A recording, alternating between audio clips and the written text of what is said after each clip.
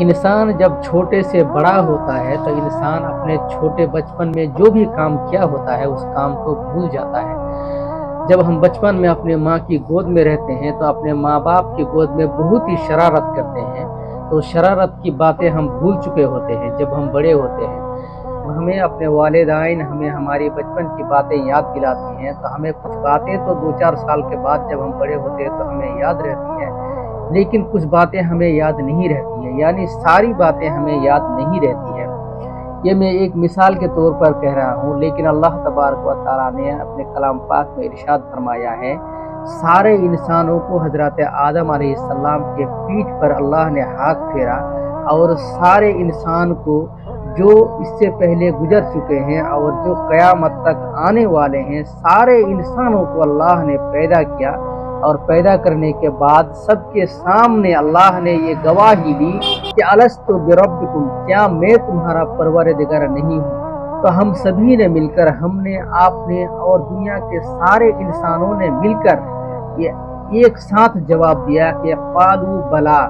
सब ने जवाब दिया कि हाँ ये परवरदिगार, तू ही हमारा परवरदिगार है, तू ही हमारे इबादत के लायक है। तो जिस तरह बच्चा गोद में रहते हुए बच्चे को सारी बातें याद नहीं रहती है, उसी तरह इंसानों को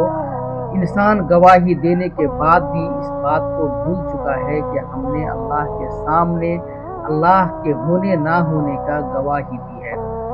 तो हम सभी ने गवाही दी है कि अल्लाह एक है, लेकिन हम अभी उस बात से मुकर रहे हैं। हम अल्लाह को नहीं पहचानते हैं, हम अल्लाह को नहीं जानते हैं, हम नास्तिक हैं, हम अल्लाह को मानते ही नहीं है कि भगवान के नाम पर कोई चीज़ है, ऐसा हम स्वीकार ही नहीं करते हैं, ऐसा हम कतई नहीं मानना चाहते हैं। लेकिन अल्लाह है, अल्लाह दुनिया को चला रहा है। आप अगर कुछ कर रहे हैं तो भी अल्लाह के हुक्म के मुताबिक कर रहे हैं, अगर आप किसी मुसीबत से बच रहे हैं तो भी अल्लाह के हुक्म से बच रहे हैं। तो अल्लाह ने हम सभी को पैदा किया है और अल्लाह ही हमारे खालिक हैं और अल्लाह ही हमारे इबादत के लायक हैं, उसके सिवा और कोई भी नहीं है। और हम सभीयों ने इस बात को तस्लीम किया है कि अल्लाह हमारा परवरदिगार है। तो मेरा कहने का मतलब ये है कि आप अभी से बुत परस्ती को छोड़ें, शिरक करना छोड़ें, एक अल्लाह को अपना मालिक समझें और 5 वक्त नमाज पढ़ें, और कुछ मांगना हो तो सिर्फ अल्लाह से मांगें, क्योंकि अल्लाह के सिवा